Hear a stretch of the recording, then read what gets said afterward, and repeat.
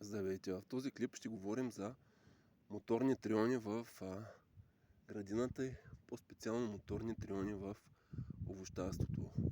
Какво ни трябва, за да имаме оптимално, бих казал, добрия уред за нашата градина? В градината и в овощарството, за разлика от дърводобива, ние гоним съвсем други неща като производителност, като качество. За какво се ползва моторния трион? Ето тази вишна, виждате, това е поредица от клипове. Ето тук и ето там има скелетни клони, които не можем да примахнем с такъв тип ножица. Се налага да използваме моторна сила. Ето виждате тук един много сложен разрез, който трябва да направим. В този случай за нас е ясно, с оглед на дебелината на дървесината, че трябва да използваме моторен трион, а не ръчна ножица или ръчен инструмент.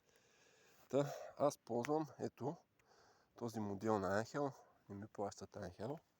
Ето затова тук съм си сложил логото на моята фирма, но не трябва да ми се отрича, че имат такава доста, как да я кажа, полупрофесионална серия.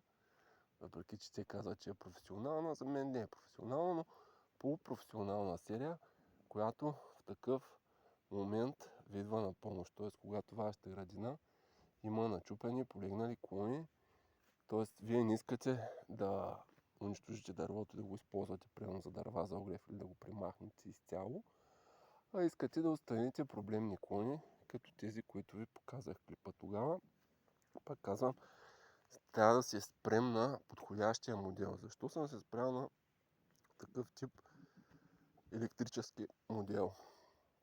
Защото при бензиновите модели, първо, че самата работа при тях по отношение на запалване и на поддръжка е много по-трудоемка, трудна, и второ, че те имат по-голяма мощност и по-големи обороти на веригата, което в такъв тип хирургически премахване на клони, където ни трябва хирургическа точност, това нещо е проблем.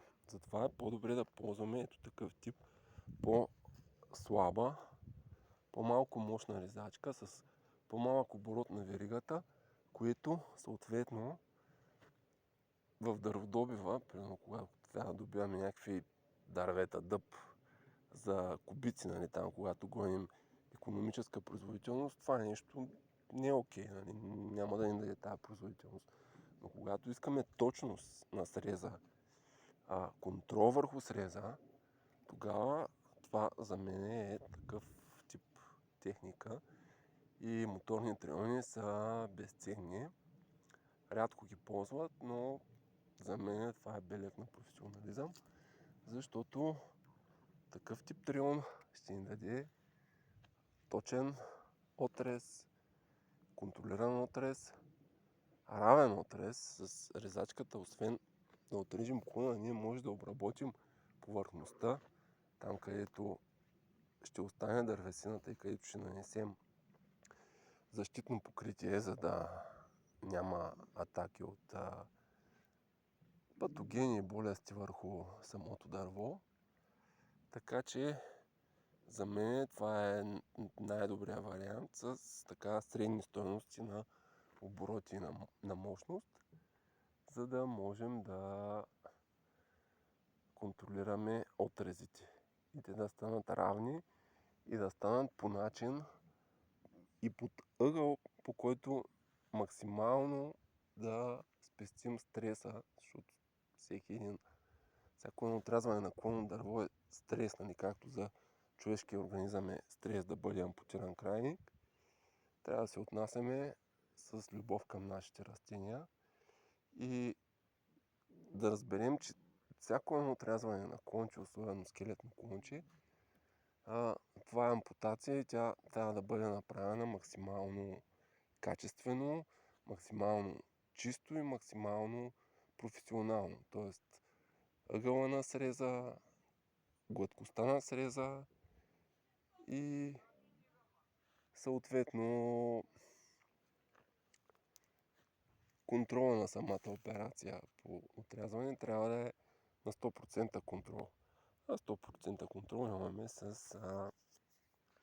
за мен това е бъдещето на моторните триони, но в момента сме в такъв преходен период, както и при електрическите коли. Всеки може да каже за и против. Защото ще ми е интересно в коментари да отбележите пък дали имате нещо против, дали имате нещо за като технология чисто.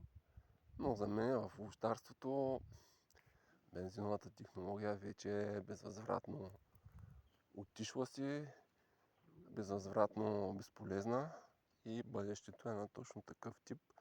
Нали, тук не опираме до марка като Angel. Има доста варианти вече на пазара, но ако искате да имате добре поддържана овощна градина, е хубаво да си имате такъв тип моторен трион. Когато градината ви е по-малка, има и по-бюджетни и по-малко мощни варианти, но те са на подобен тип, захранват се с електрическа батерия и имат верига съответно.